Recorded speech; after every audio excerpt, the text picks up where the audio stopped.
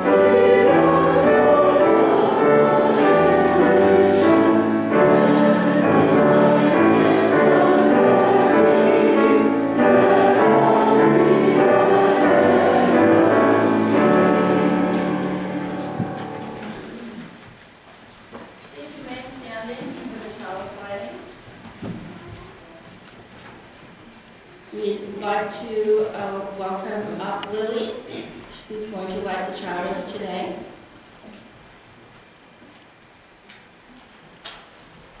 Please say the words in your order of service. We light this chalice for the warmth of love, for the light of truth, and for the energy of action. Please be seated.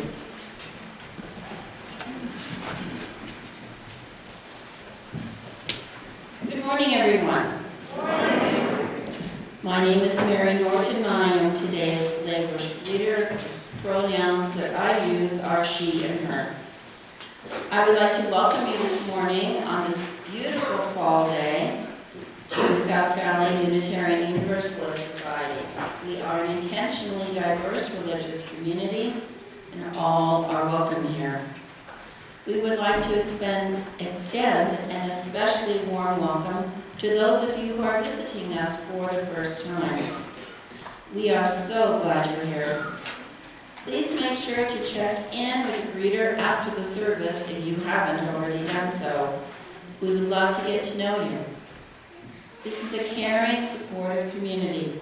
In the chapel in the back of the sanctuary, there is a book to write down your joys and concerns. Please feel free to share a joy or concern there. A member of our Caring Circle team will follow up with you. Children are always welcome in this sanctuary during the service. If you'd like us to take care of your little ones during the service, we have a nursery downstairs. We also broadcast the service on closed-circuit TV downstairs in the social hall and in the nursery. After the service, everyone is invited downstairs for our monthly potluck. While you are there, check out the Happenings Hub, where you will learn of the many activities that are part of the South Valley UU Society. In addition, in the order of service, there are announcements that will help you learn about the ways to participate in the life of this community. As we begin, I ask that you place your electronic devices in worship mode if you haven't already. Thank you very much.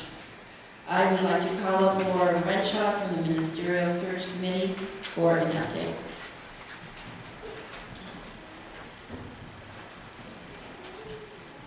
Good morning. We're up and updating up here. We recognize that we have new people cycling through all the time, people who haven't been for a while. So the Ministerial Search Committee is a committee of 7 people who were appointed by the board, but with lots of input from the congregation to select, hopefully, a minister at the end of the year. So we are working hard for you. And we have finished our survey, and we have been analyzing and compiling the results of those. And today at the community chat, which starts at 12:15, we will be going over some of our findings from that survey. So we would love to invite you to come to that. If you don't have a chance to finish what you've gotten from the potluck, bring it on upstairs. We'll figure out the dishes later. Every chance that we get to engage with you in this process adds depth and meaning to what we're able to take to our prospective ministers. So always want to include anybody that's here today. You don't have to be a longtime member or a member at all to come to this chat and hear what we're looking at and how we're progressing along. So members of the search team, did I forget anything? Wave at me if I did. Thank you.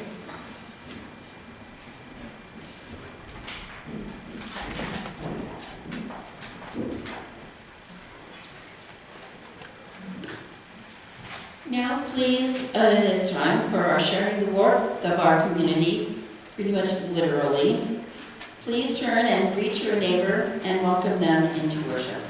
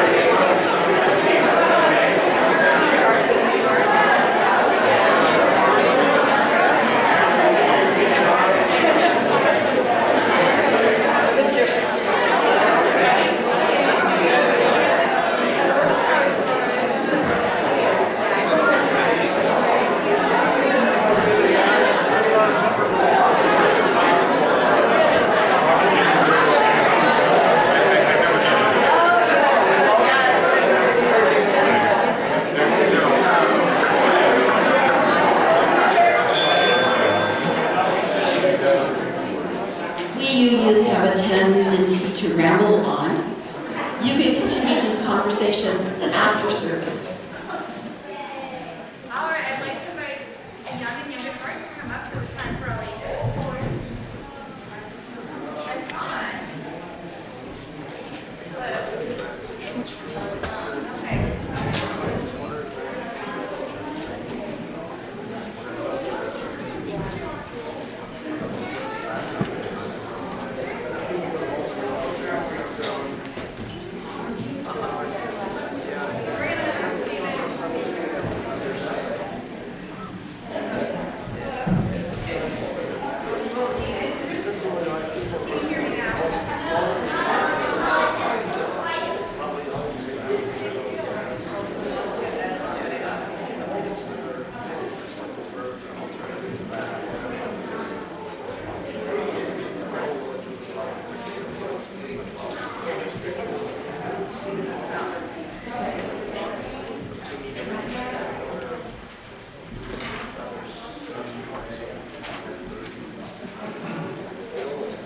All right.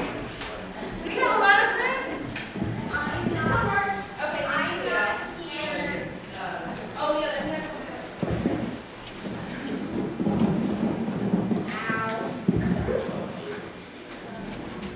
Ted? all right. Thank you so much for being patient. You know, being patient is a very important skill because life is full of boring moments. And sometimes you just gotta sit through them, and it's not exciting, but we do it anyway. So I want to really thank you for being patient. So today, Reverend Karen found this wonderful book for us to read. It is about some water bugs who find that some of their friends start to go away and they're not sure where, and they don't seem to come back. So let's see what happens.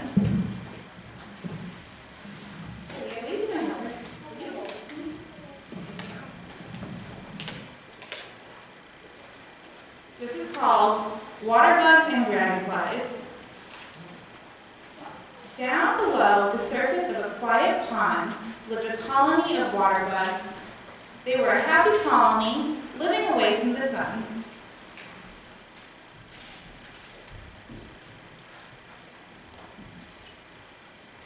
Now this part, they're under the water. For many months, they were very busy, scurrying over the soft mud at the bottom of the pond. They did notice that every once in a while, one of their colonies seemed to lose interest in going about with its friends. Clinging to the stem of a pond lily, it gradually moved out of sight and was seen no more.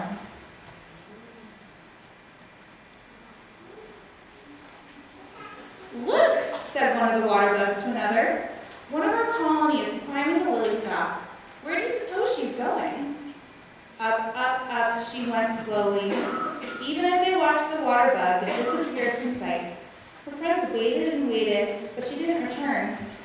"That's funny," said one of the water bugs to another. "Wasn't she happy here?" asked the second water bug.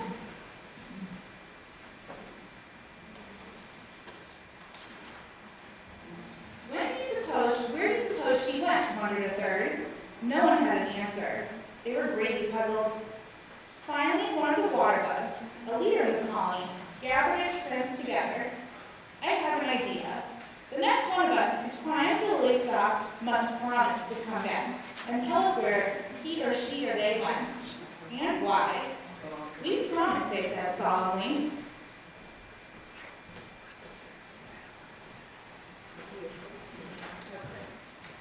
Once one day, not long after, the very water bug who had suggested the plan found himself climbing up the lily stalk.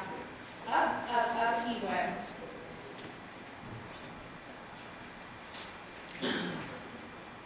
When he woke, he looked about with surprise. He couldn't believe what he saw. A startling change had come to his old body. His movement revealed four silver wings and a long tail. Even as he struggled, he felt an impulse to move his wings. The warmth of the sun soon dried the moisture from the body, his new body.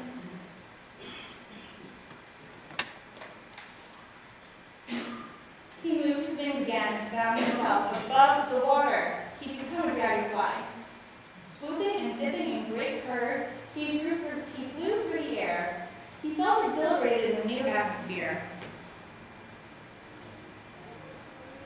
So excited, so happy. They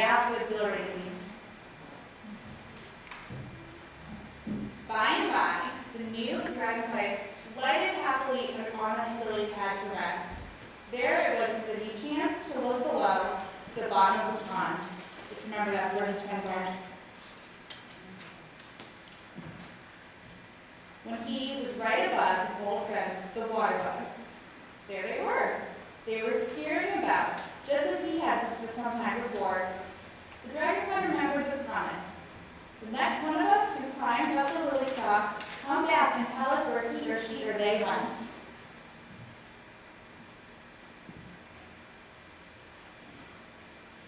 Without thinking, the dragonfly darted down.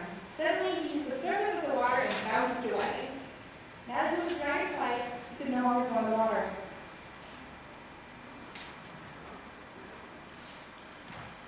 I can't return, he said in dismay. I tried, but I can't keep your promise. Even if I could go back, not one of the water bugs would know me in my new body. I guess I'll just have to wait until they become dragonflies too. Then they'll understand what happened to me and where I went. The dragonfly blinked off happily into its wonderful new world of sun and air. Thank you, Leo. So what happened in this book is that the water bugs noticed that some of their friends were going away, and they weren't sure why.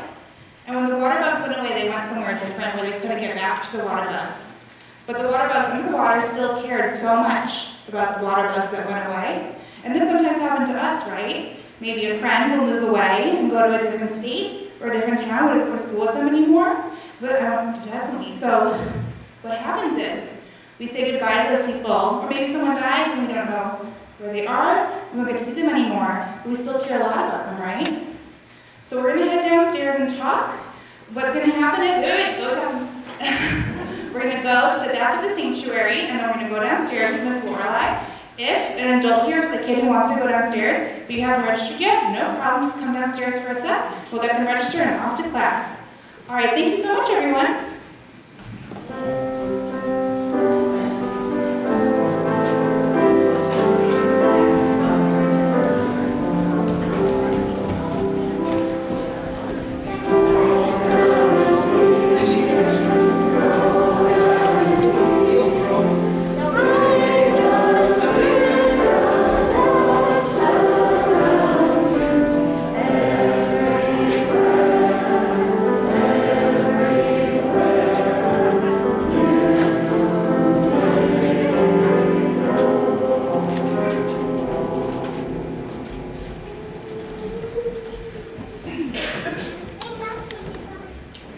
Our children bring me so much joy. Let's bring our energy in here into this moment. Whatever worries you came in here with, I encourage you to set them aside just for this moment. You're not letting go of them forever, but just to be centered here in this space with our community. Let us take a moment of silence together.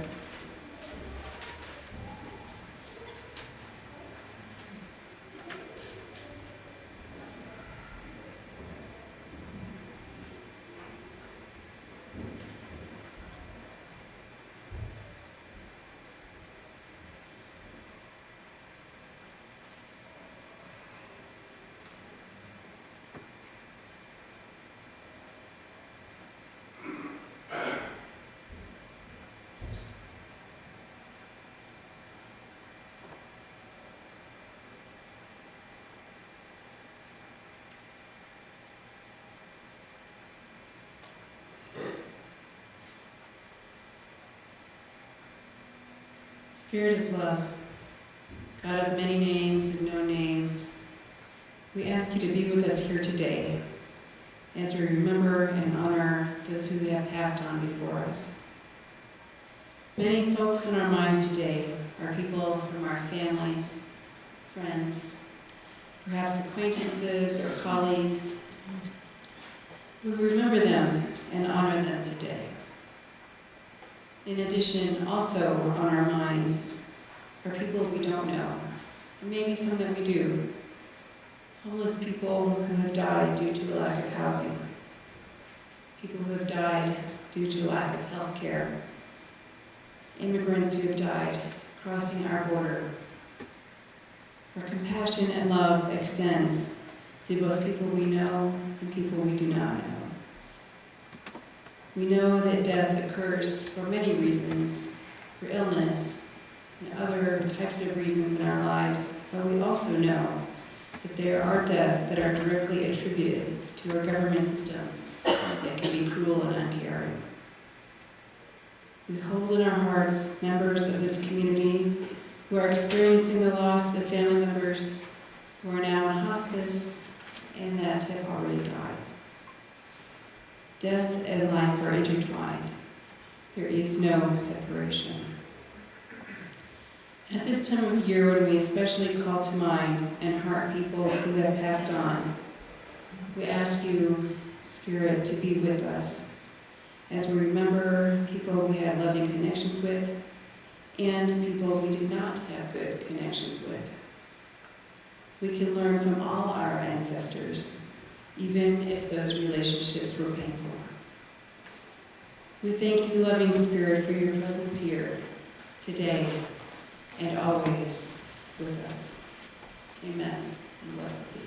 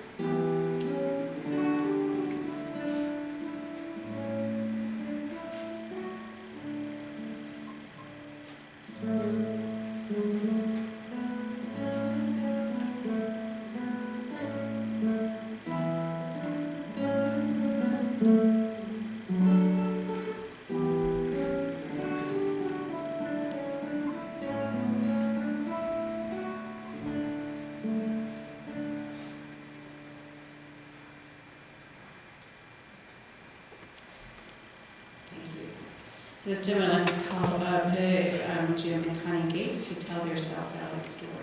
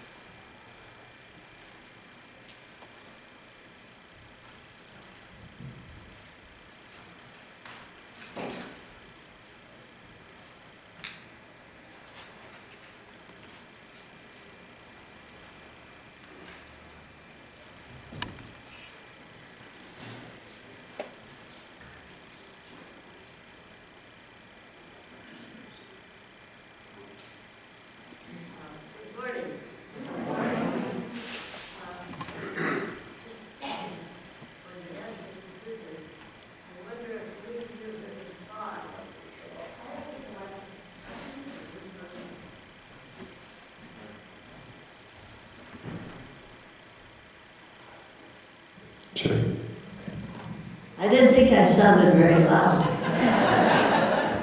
I usually don't have trouble with mics. Anyway, I was thinking, when I first became involved with South Valley Ideas, you could drive by this building and there was no South Valley. And it was such a, there was a an Episcopalian church. And then we went to a cottage meeting, and some of us volunteered to be on a small committee to see if we might start another church. And I thought, wow, I had just been to a Girl Scout training. I was state president of Girl Scouts, and they had us learn about running not-for-profits and things, and it was a really good training. So this was a good background for me. But anyway, so we got this little committee, and we met all summer, drank lots of iced tea, and got lots of ideas. And so we sort of created the kind of church we wanted to have first. And we wanted to have a church that was welcoming to everybody. And we wanted it to be friendly to kids and have children involved. We just had all these ideas of what we wanted to do, but we weren't sure where to go from there. But finally, we decided to have a meeting with more people, and I knew the Episcopalian priest here, so I asked him, because we used it for Girl Scout meetings and AA used it, and they were very generous with their building. So anyway, we had a meeting here, and we decided that yes, we really wanted to start a new church. And so we started working on it. That was in 1981. It took us 2 years to get all the materials we had to get for the state, for the county, and for ourselves. Did we have a lot of money? We had nothing. We had to find it. And so it was quite a challenge. But we kept up, and we had a good committee, and we were very diverse. I don't want to go into too many details because it would be too long with all the people. But it was a very interesting committee. So we got together, and slow but sure, the Episcopalians still let us use the church. And then, unbeknownst to us, the Episcopalians were building a new church up on 13th East. So eventually this building was going to become available, but that was down the road. But it was almost like there was a highway paid for us and helping us find the way. And it was really exciting to be involved with it all. And a lot of people from First Church helped us, and the district, and UUA. But UUA didn't think we were going to make it. They thought it was too much. But here we are. Yay.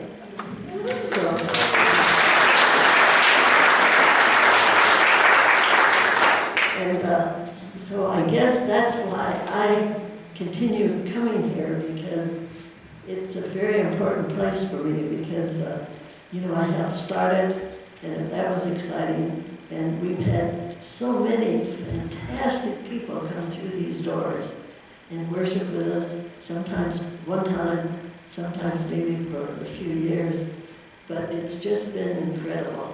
And we just seem to roll right along, and it's been just a real thrill. And Joe's going to tell his part, but for a long time, I was just sort of the glue that was working with all the different parts, because we had so many things to deal with. But we finally got people like this guy to take a job. And things just got better and better. But anyway, that's a very, very brief story of how we got started. But the Episcopal Church was very supportive of us.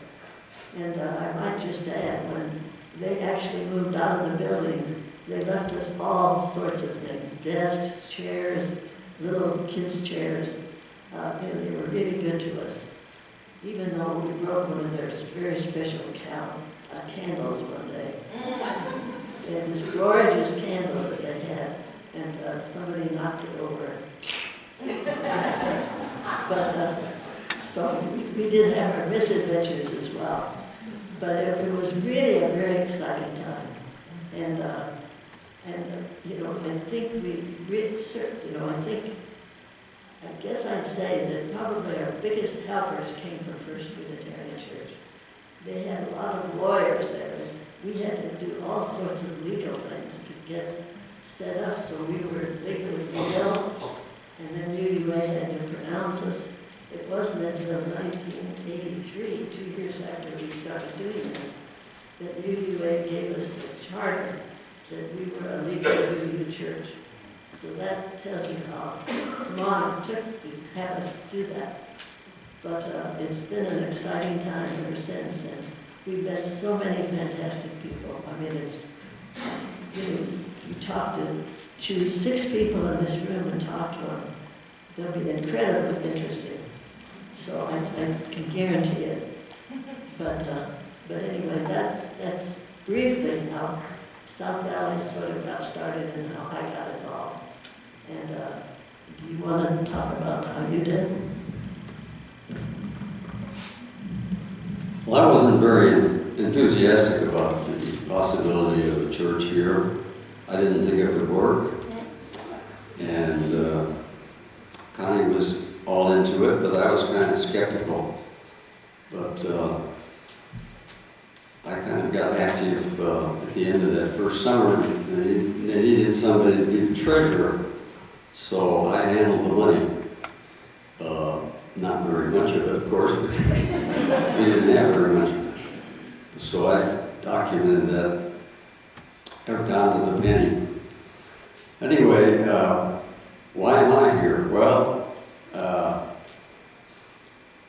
I needed a sense of community, I think, in my life. And when I moved here 60 years ago from Golden, Colorado, I thought Utah was a rather kind of a restrictive place.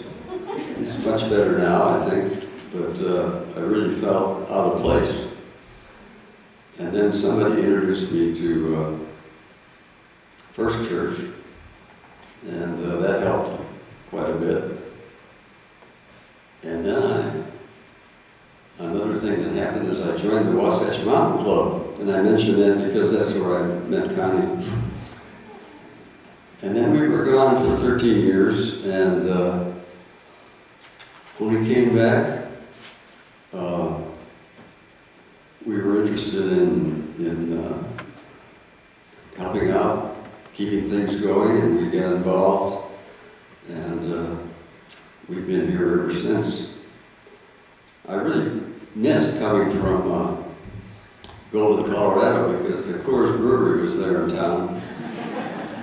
And every now and then you could go down and get a free beer.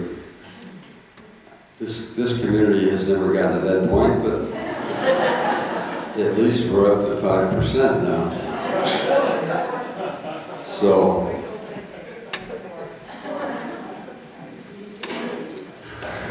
well, it depends on how you do it, by weight or by volume or whatever. Anyway, we're very grateful to have been here all this time, and I'm still here because of the community. And it's not a community where everybody thinks exactly the same thing. We all have our different viewpoints, but we all get along pretty well most of the time.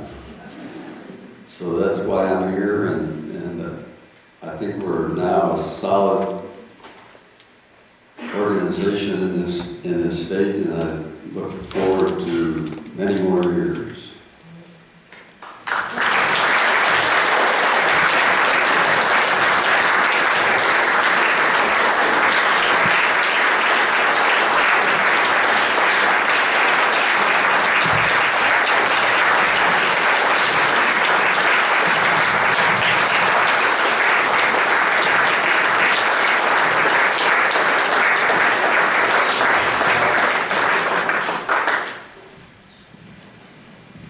Thank you so much to Jim and Connie.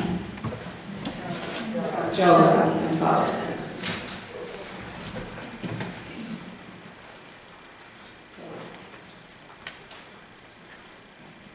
In the spirit of serving our wider community, we at South Valley split our Sunday morning offering with a charitable organization that aligns with our values and principles. For November and December, we have chosen Candy Cane Corner, a special holiday store that provides an empowering holiday shopping experience for people and families experiencing homelessness in our community. Family members and individuals visit the store with their case manager and select beautiful new gifts for their children and loved ones.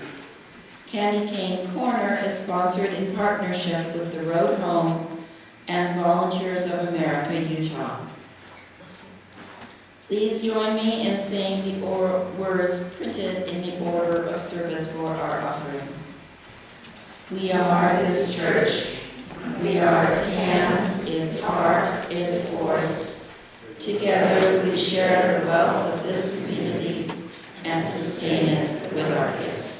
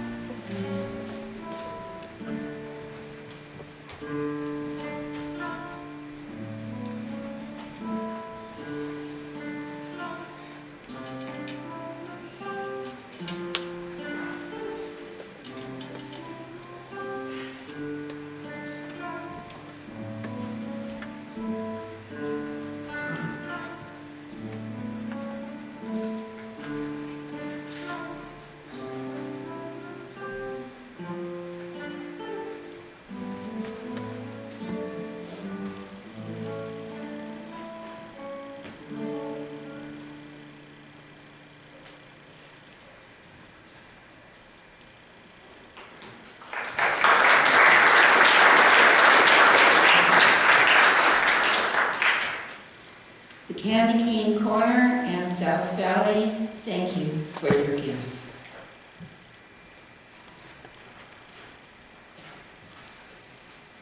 And now a reading, Gratitude to My Ancestors, from Marta Valentine. With honor and respect, these eyes are for you. All manner of life you could not have imagined. My lips move with the rhythm of your words flowing through me. My tongue caresses each morsel of wisdom I'm graced to pass on. Your DNA rides my veins with every step and every breath I take. Your cautious steps from the past toward a fuller life become bold moves I make toward my destiny. Together we wrap arms around a new generation, here to become who they were born to be, to cast their magic as we once did, and bless each day for their ability to do so. For you, dear ancestors, we live this day.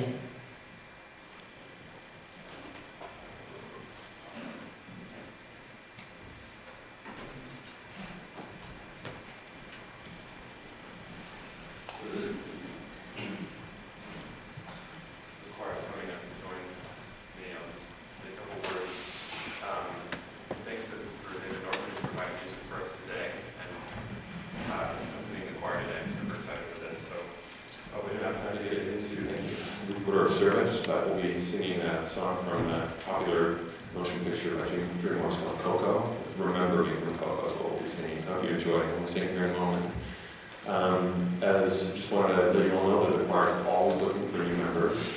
And I get a little bit of a kick every time we say the words for the offertory and the hearts, hands, and the voice of this congregation. So I know it means the voice in more ways than one, but if you sing, please come join us.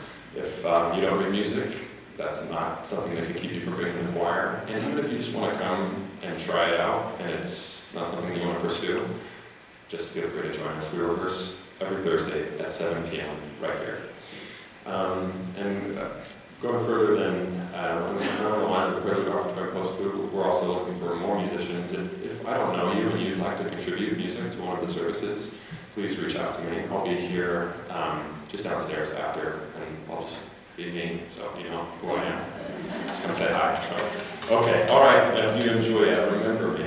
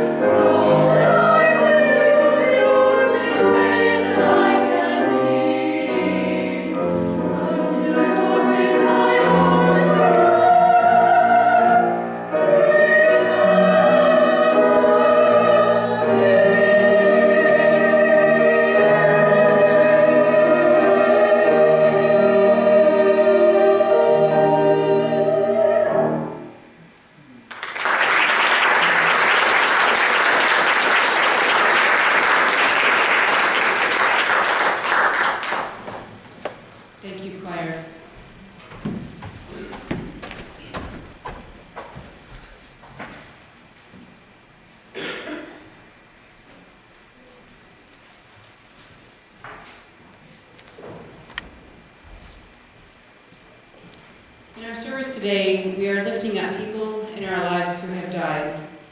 Each of us have people in our own personal lives we want to remember, and I have put on the altar on the side names of people from the South Valley community who have died within the last year, so that they are also included in our service today.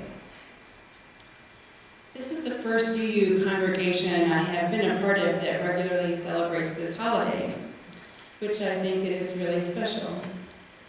When preparing for this service, I noticed my own resistance, and so I got curious about that. Whenever I get moments of like, I don't really want to do this, I have to stay in, I wonder what this is about, and notice that and pay attention. To be quite honest, I haven't actually experienced very many deaths of people close to me. So I don't have that kind of direct connection. So I was having a hard time thinking about how am I going to actually connect this with people who have experienced more death in their lives than I have. I came to this with some trepidation, and especially because some people in our lives, when we use the word ancestors, I feel like we use it in too narrow a way. That we think of ancestors as people we were necessarily related to or who came before us, but sometimes that can be other people in our lives. So for this service, I'm going to broaden that word.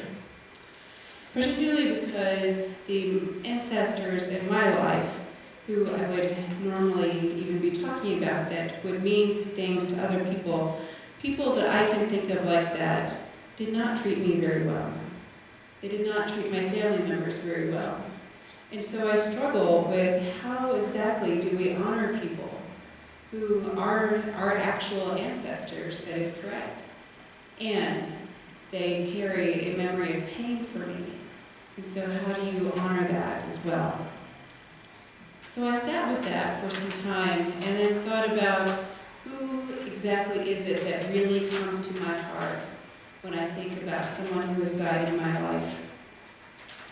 And it came to me, someone that I really only knew her for 6 weeks.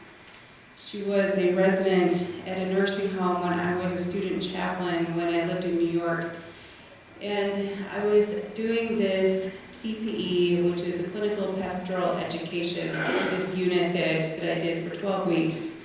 I did it through the Jewish Theological Seminary. They were the people who organized the education aspect. And so my work was actually at a facility that was part rehab and part nursing home. And so some people in my cohort, there were 7 of us in our cohort, there was a larger group. Many of them worked in that they deliberately said, I am doing hospice. I deliberately said, no, I am not doing hospice. I am doing elder care and working with people who have recovered from surgeries, from heart surgeries and orthopedics. I said that was what I was going to do. I worked with, in fact, it was a year ago yesterday that I had my interview with that supervisor where I said that's what I want to do. I don't want to work with in a hospice. No. It was not my intention to have anybody on my watch die. And so I was very wrong. I think that life has this way of keep reminding us that we think we have things figured out, but we do not. And so during my time at the New Jewish Home in New York City, I got to meet a woman that I will refer to as Patricia. She was a very, very sweet woman, and she really made a difference in my life. She had been living in this nursing home for many years because she had a progressive illness and she could not live on her own. Although she needed to use a wheelchair to get around, she couldn't stretch out her hands. Her hands were like focused in like this almost all of the time. And she could not move outside of her arms were straight by her side, and she could barely move them out very far at all. And she could not get out of her wheelchair, but she made a huge difference in this nursing home. She went to almost all of the activities that the activities program office had every day. She was at something. She got people to take her to these events. She was involved in every single thing, whether anybody thought that she had the ability to do it or not. That really means very little in a nursing home facility. Nothing could slow her down. There was very little in the nursing home that she did not know about.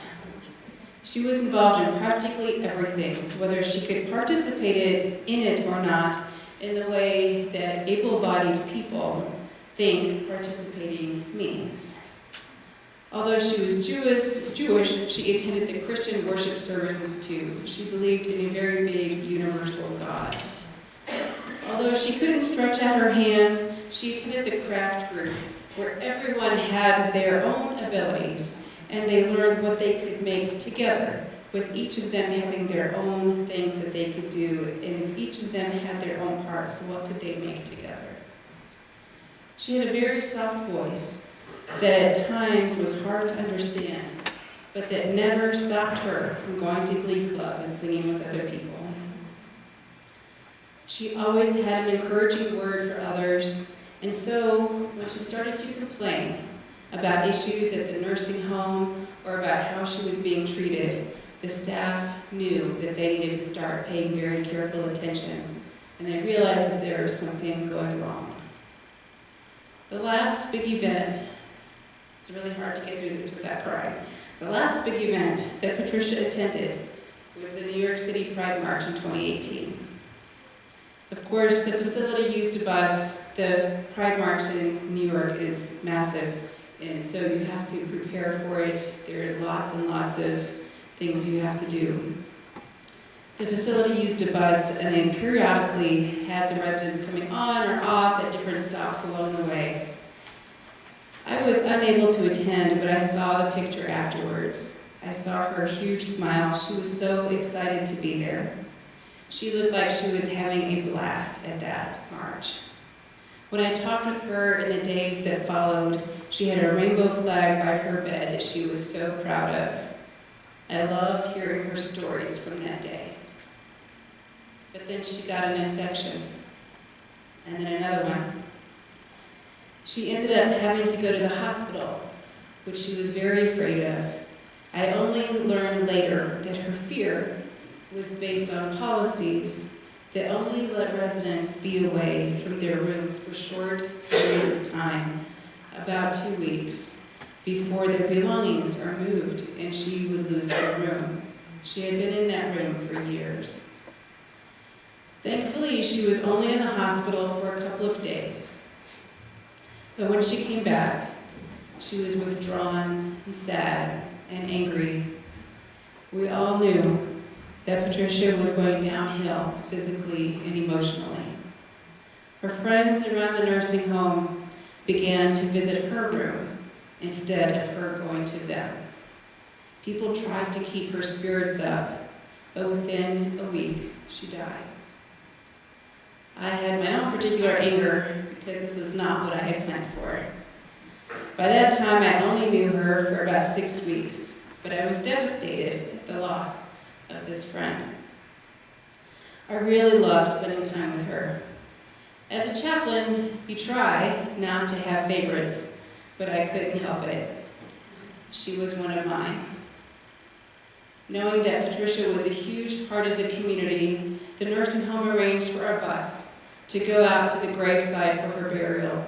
This was a very, very unusual thing to do because we had to drive an hour outside of Manhattan. Several members of her family, they were there, and they got to hear her stories, hear stories from other people, because people, even at the graveside, told stories of things she had done. They got to hear these stories, and they were so amazed, because for many of them, they hadn't seen her since the time that she had entered the nursing home. And their image, their story of her was very limited, and they didn't know of her true impact on the larger community. Although Patricia was Jewish, and I am not, I believe that many parts of our theologies overlap. She reinforced for me my belief that this life, right here, right now, is the most important thing you have. Most UUs believe that there is no afterlife. We have to make the best life right here. We have to make our choices now.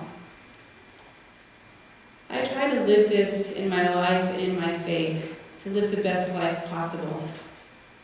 But Patricia, she took this one step further and showed me what it's like to truly connect with people, to see and hear them for who they are, and to love people for all that they are.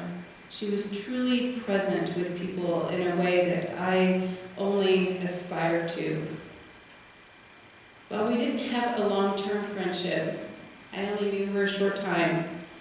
Her presence truly mattered in my life. I'm guessing that there are many of you who have had people like that in your lives too. Someone who doesn't necessarily fit the word ancestor, but who made an impact on you. So when I thought about All Souls service, I couldn't help but think about Patricia, of course. All Souls in itself is a Christian holiday, but it is certainly not something that is only celebrated by Christians. Christian denominations celebrate All Saints' Day and All Souls' Day because of the belief that there is a sacred connection between those who have died and those who are still living. These holidays are celebrated throughout the Western world. I grew up in a tradition that didn't talk about death at all, which probably contributes to my resistance to how this service was going to work.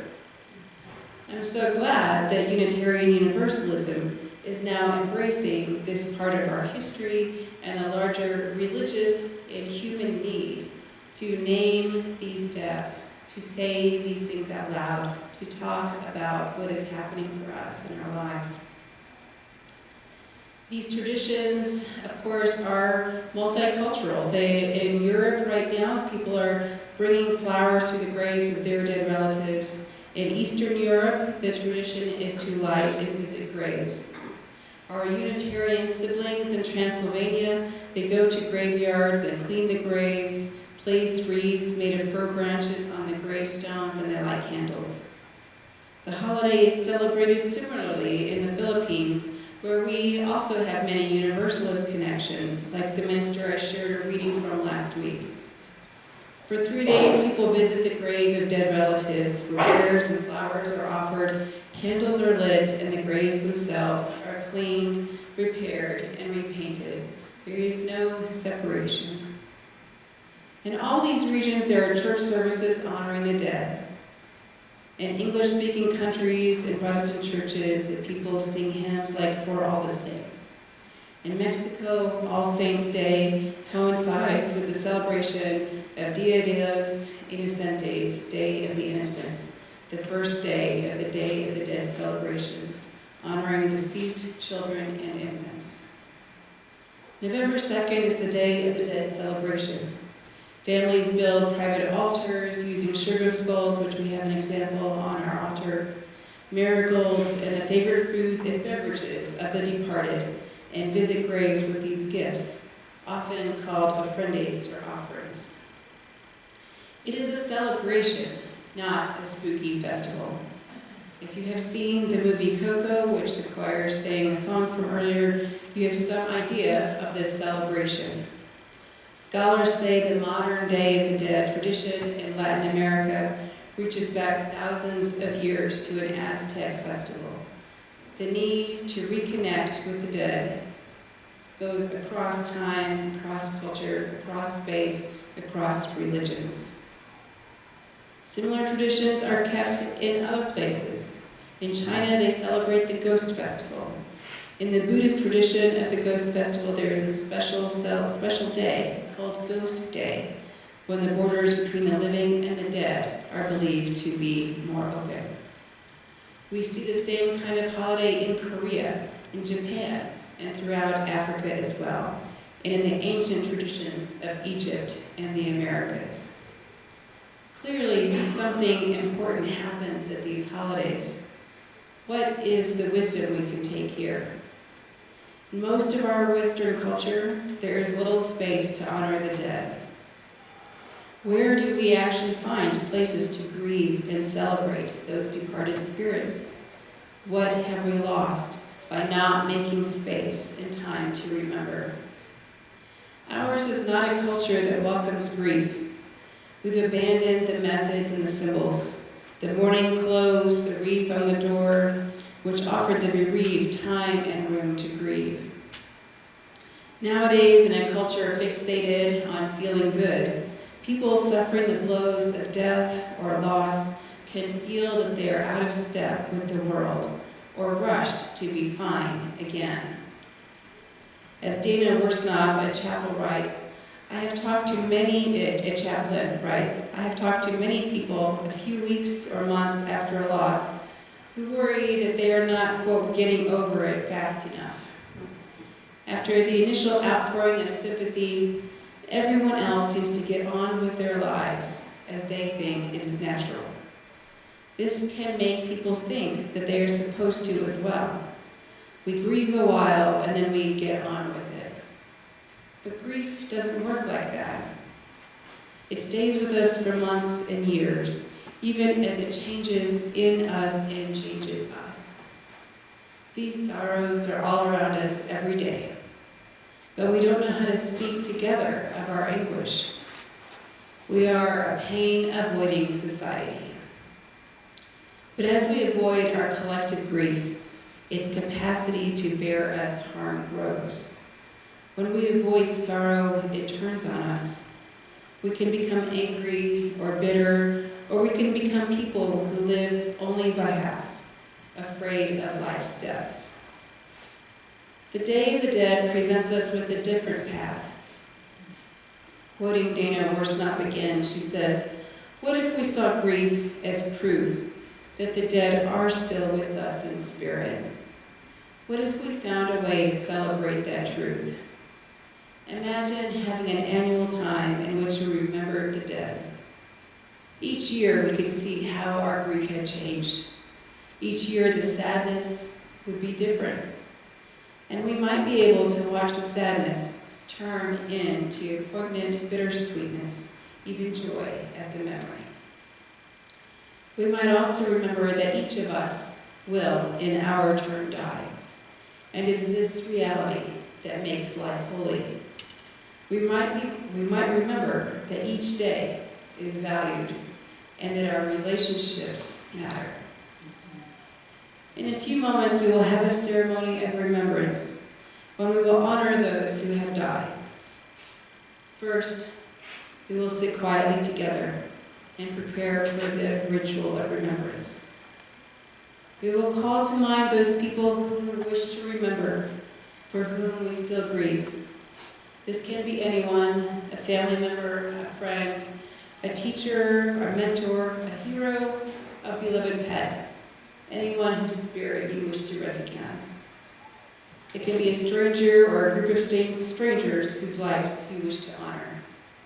Then, when the music begins to play, all will be invited to come forward and light a candle of remembrance up here. If you brought a picture you would also like to share, you may do that as well. Once the ritual is over, when everyone has sat down, the music will continue for a very short time, and then we will share a prayer together.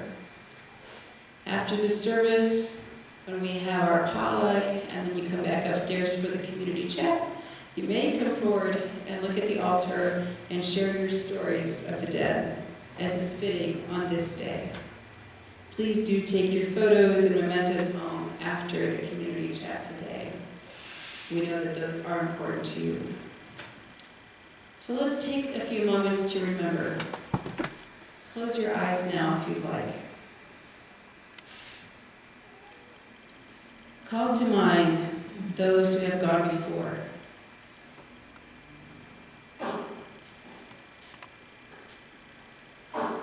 Who are you remembering? Can you see their faces? Hear their voices? Feel the touch of their hands? If tears rise in you, let them come. If joy comes, let yourself smile. Acknowledge too any anger, pain, or disappointment that may arise as well. The truth of death is complicated in every human. Welcome the dead into our sanctuary here, our sacred space. Invite them to join us in this communion of life and death. Their spirits are welcome among the living. Their memories, their stories are cherished here. As you open your eyes, keep their spirits close to you.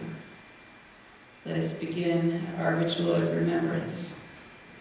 All who wish may come forward to the altar to light a candle and to just be.